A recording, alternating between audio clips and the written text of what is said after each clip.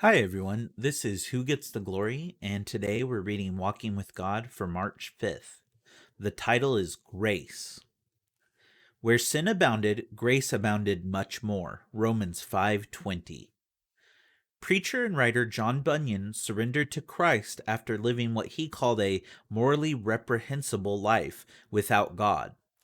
In 1653, he was received into the Congregational Church and began preaching about his new life in Christ. He was able to preach for several years without imprisonment, but when he began preaching in Bedford, England in 1660, he was arrested and imprisoned for preaching without a license from the Anglican Church. Bunyan was given the opportunity to be released if he would promise not to preach in private gatherings, but he refused to follow the mandatory dictates of the state church. Though Bunyan was confined to prison for more than 12 years, his voice was never silenced.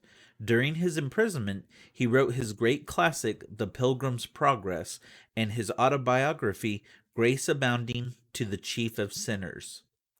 According to Bunyan, his conversion was a miracle of precious grace, without which he would have perished by the stroke of eternal justice.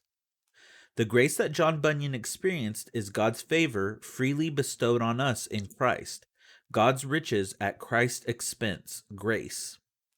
As we share the gospel with others, grace should be among the first words on our lips. Abounding, amazing grace, how sweet the sound.